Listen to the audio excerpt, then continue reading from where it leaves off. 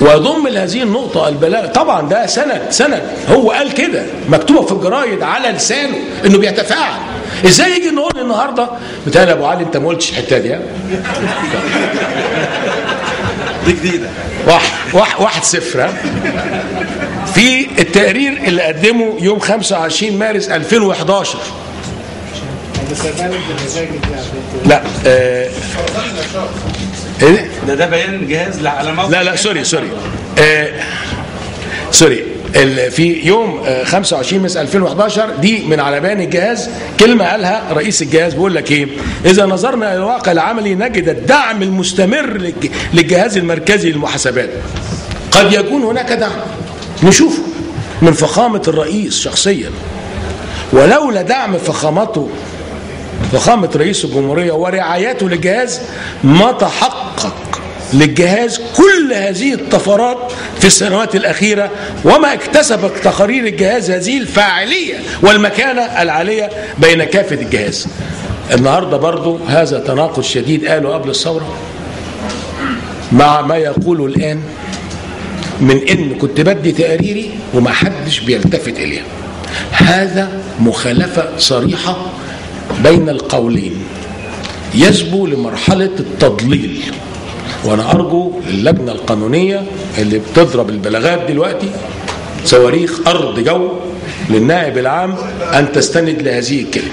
وايضا في التقرير اللي قاله قدام مجلس الشعب،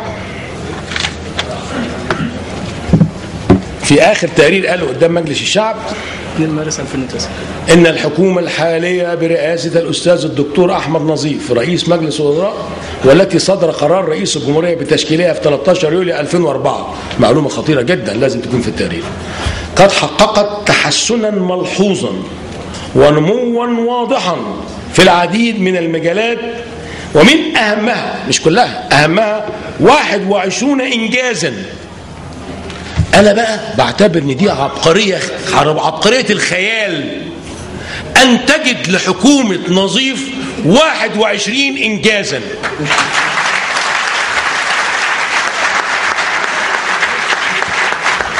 أبو علي دكتور حسن 2-0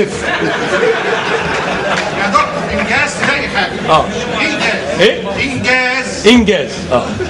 ده بيفكرني زمان لما عارف كان في بيت شعر اتعلمناه واحنا عيال، يقول لك ايه، كان قاله المتنبي في الاخشيدي اللي هو كان ملك مصر او يحكم مصر في ذلك الوقت، قال لك: نامت نواضير مصر عن ثعالبها وقد دشمنا، يعني اتملوا بقى يعني، وما نفذت العناقيد.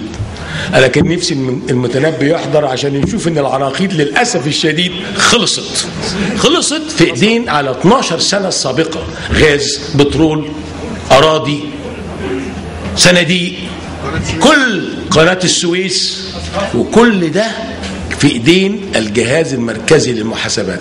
لهم سطوه على كل مليم تصرفه الدوله. انا بقى عاوز اقول نقطه مهمه جدا، حرقان يعني قوي بقى، يتوقع بموضوع توشكا. انا قعدت حطيت فيها من وقتي في حياتي حوالي 4-5 سنين.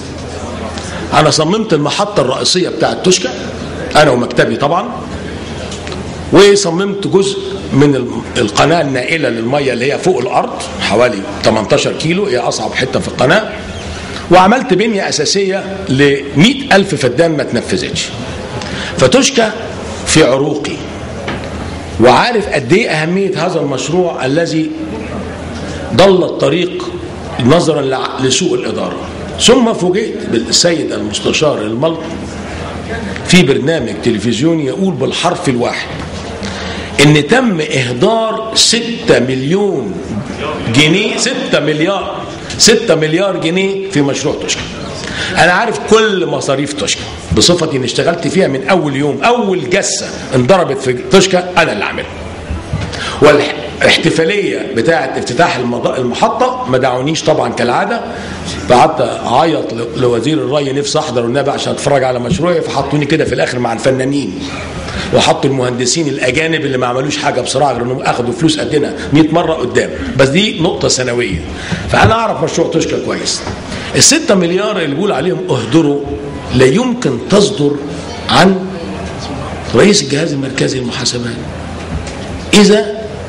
الا لو ما كانش محاسب. فسالت اخواننا يا عم رئيس الجهاز المركزي للمحاسبات ده يغلط الغلطه دي ازاي؟ قالوا لي اصله مش محاسب. قلت لهم نعم. خبر اسود بالظبط زي اللي بيعمل المرور في القاهره خريج حقوق. بدات افهم المأساة اللي ما كنتش فاهمها. ما انا قصتي بدأت بالموضوع لما طلع ويقول انا ساكن في شقه 120 اوضه وعربيتي من 20 سنه ومرتبي ايه 20 متر 20 متر 120 اوضه. معلش. طب شوف ابو علي فرحان ازاي. شوف الدكتور حسن المنافس الشديد 120 متر مربع واخد سكه 120. انا بدات قصتي ان قعدت يوميها اعيط وابكي بصراحه ان الراجل مظلوم. والسيد رئيس الوزراء اتكلم وابتدى يعني يقول له على راسي من فوق وبتاع. فانا كان ليا اصحاب، ده بدايه معرفتي بالمشروع، ليا اصحاب يعرفوا اصحاب يشتغلوا في الجهاز المركزي. قلت له يا ابني هات لي واحد على التليفون. فجاب لي واحد مش هذكر اسمه، مسخرته. قلت له يا اخوانا حرام عليكم اتقوا الله، انتوا قطعا مع رجال الاعمال الفاسدين عشان عاوزين تحطموا الراجل. قال لي لا لحد كده بقى احنا جايين لك. في بدايه القصه جت من الليله اللي بكينا كلنا، بكينا على هذا الرجل المظلوم. فجابوا لي وقعه قريبه الى قلبي اللي هي توشكا. مشروع توشكا قالوا لكم بمنتهى البساطه عشان مش عاوز اخد من وقت زملائي. مشروع توشكا اتعمل فيه تقرير 2006. التقرير ده عمله جهاز المراقبين. يعني هي عظمه الجهاز المركزي للمحاسبات في ايه؟ لا عظمته في راس ماله ولا في اصوله الثابته، عظمته في الامخاخ اللي فيه. ناس تبص على الورق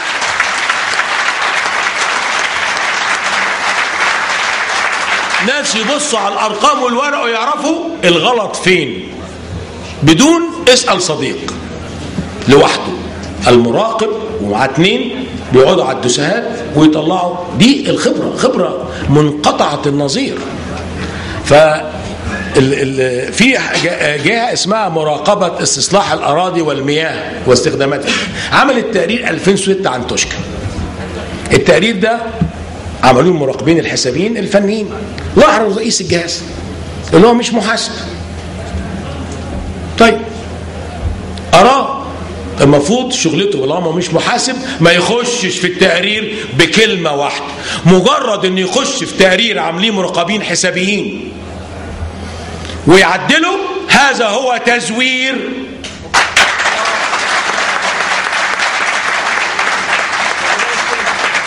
لانه هو مش محاسب. لو كان هو محاسب وعدله قول يبقى الاخوان غلطانين، وهو برضه الرئيس وفاهم انه مش محاسب. انا بقول لكم التقرير ده اتشال منه من صفحه 49 لصفحه 58 وقدم لمجلس الشعب بدون 16 مخالفه تعادل مليارات الجنيهات.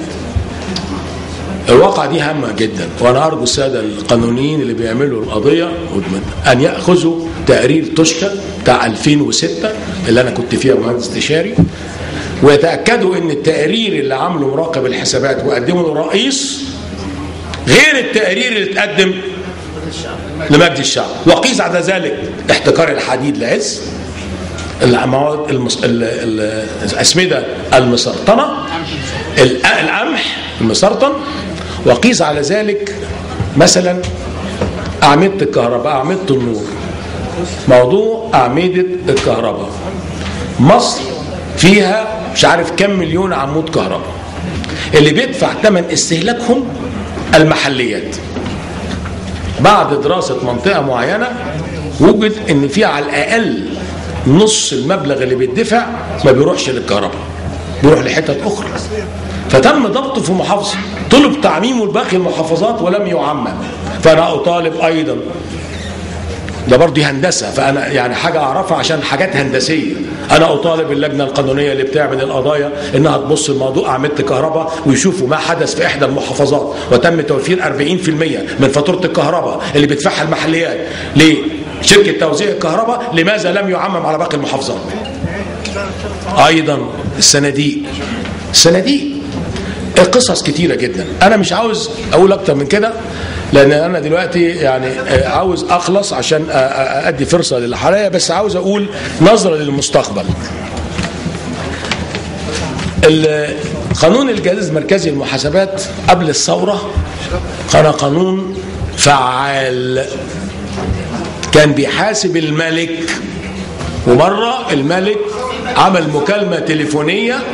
تقول ايه يا فندم؟ قبل 52. قبل 52 بقول قبل الثوره 52. قبل ثوره 52. متشكر قوي. قبل ثوره 52 كان الجهاز المركزي للمحاسبات له قانون يمكنه من الاستقلاليه والمراقبه والحمايه بل واخذ اجراءات قانونيه.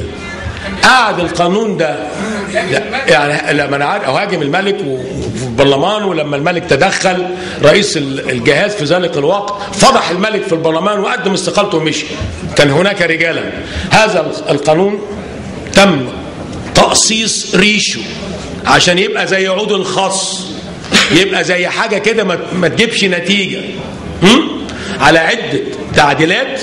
فانا ارجو من وضع الدستور الجديد، ودي نقطة مهمة جدا عشان المستقبل اللي أنا متوقعه، إن التنمية الحقيقية في مصر ستبدأ في خلال الفترة القادمة بعد نجاح الثورة. التنمية الحقيقية، وسيكون هناك إنفاق لا حد له، وسترجع دور الدولة دورها الحقيقي الذي مسخ، هيرجع دور الدولة في التنمية.